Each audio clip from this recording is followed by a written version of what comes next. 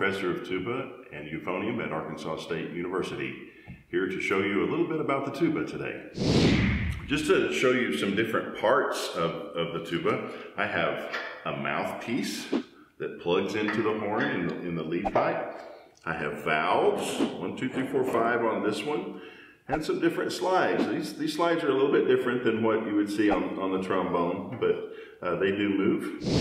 The tuba is a conical tube. The open tube is shaped much like a cone. There are two theoretical shapes of a tube. It could be cylindrical, shaped just like a cylinder, or a cone. So if you look at my bell, that bell is a cone shaped, and that's the way the overall tube of the horn looks like. If we were to stretch it out, it wouldn't be the same diameter like this, but it gets larger and larger and larger throughout the tube, well, much like an ice cream cone.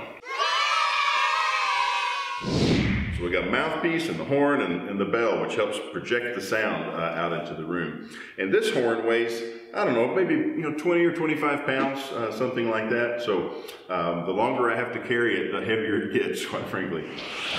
How long will the tuba be if you unwrapped it? If I unwrapped this tuba, just the open tube without any of the valves down, it would be about 16 feet long. If I added all of the tubes up together, it would be about 30 feet long. And the 16 feet looks about like this, if we stretch this all the way across. How much does a tuba cost? A tuba can cost anywhere from $6,000 to $7,000 up to $25,000 or $30,000. Just kind of depends on the brand and the key of the horn, about as expensive as you want to pay, I guess, for that. We know from science that all sound begins with the vibration of an object, whether it's a string or the head of a drum or the reed on the woodwind instruments. For the brass players, it's our lips. Our lips vibrate because we blow wind past them, and it puts the air column inside the horn into vibration, and that's how we produce the sound. So musicologists call tubas a lip-vibrated aerophone. That's a fancy word for, I just want to buzz my lips and make some sound, right? This is what I call a hosophone, okay? This is just a regular old garden hose that I've cut to about the same length as the open tube of my horn. And I can play different songs on this, much like a bugler would play. Okay, so if I were to play, oh, I don't know, how about if you want to go to bed at night, you might hear this.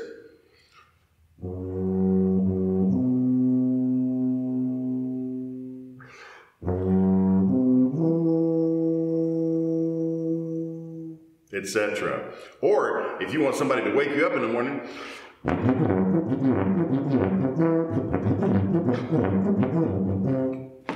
or maybe you go to the races.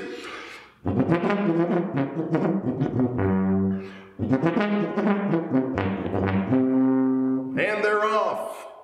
So I have different notes on this horn, hosophone.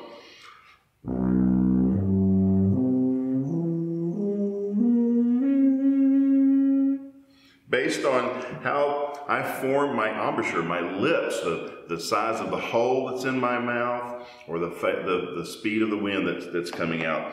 So that's what I'm doing on my tuba as well. And when I press the valves down, I'm simply just adding a little length to the horn so that I can play generally lower notes. Before the valve was invented, which was in the first part of the 19th century during the Industrial Revolution, so there's some history for you, okay? Brass instruments really only had just the open tube, just like I demonstrated on the hosophone. If I were to do some of those same things on the tuba, it would sound like this.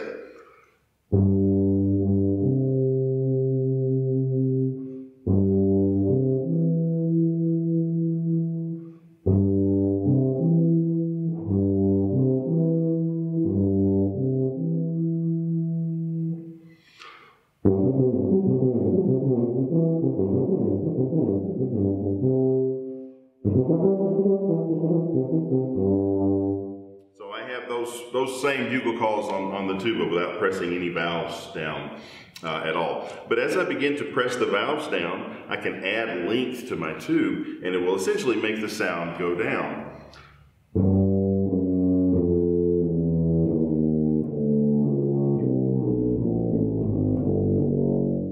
Okay? But I basically also have that each time I add a valve, it's just a different bugle.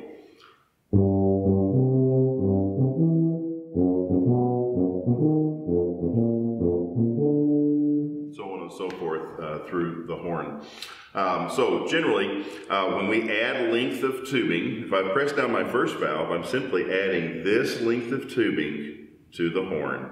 If I press down my second valve, it's this wee little bitty baby piece of tubing right there that I add to the horn.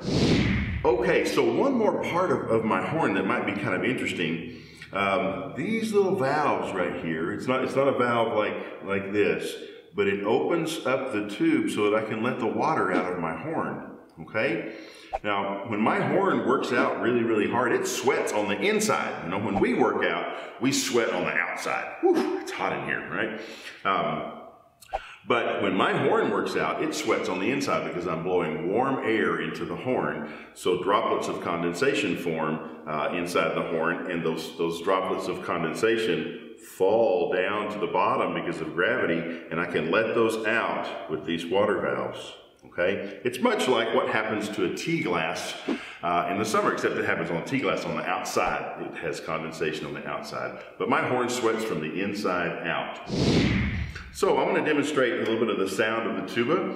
The tuba can play low or high, so here's some low sounds.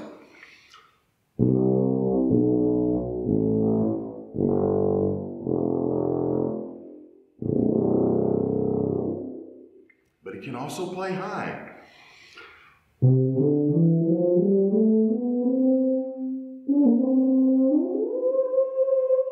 Okay, so that's a pretty wide range, high and low. I can also play very, very soft. Watch out for those wascally wabbits.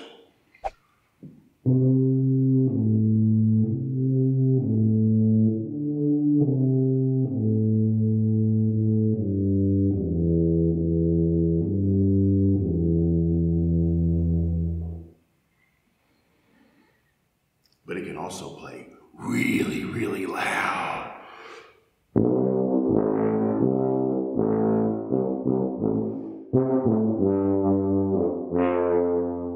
So big sound. Sometimes when people look at the tuba, they think it's only loud, but it can play very, very quietly as well. And it can play slow, which I've kind of already demonstrated, but if we were playing a really slow song, oh, I don't know.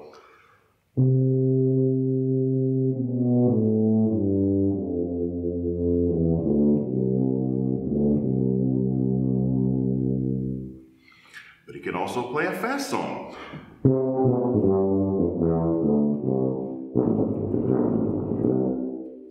So, tuba can play low, it can play high, it can play soft, it can play loud, and it can play slow and fast. And one other thing that I can do with the tuba, if we place this, is a mute. If I place this into my horn, it will change the timbre of my sound. It'll change the quality of the sound. It'll make it sound a little softer, but primarily it changes the timbre of the sound. So,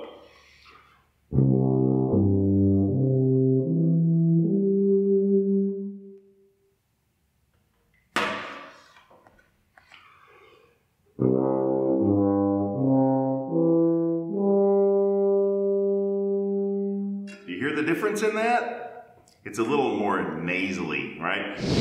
Okay, so just a little bit about the role of the tuba in the orchestra. My primary role is as the bass voice of the brass family. I feel like it's my role to give everyone in the audience a velvety, dark chocolate hug. That they don't necessarily, maybe they don't even hear my sound, but they feel it. They just feel that hug.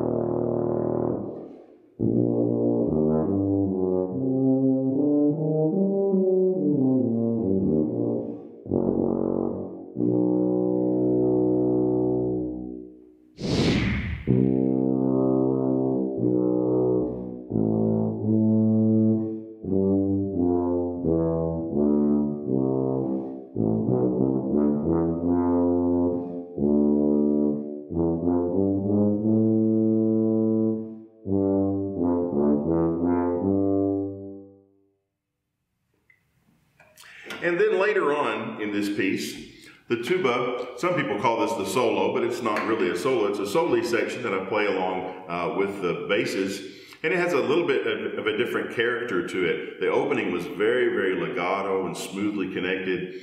This particular section is marked molto marcato, which means very marked, very accented on each one of these notes. So I think you'll hear the difference there. So this is the soli section.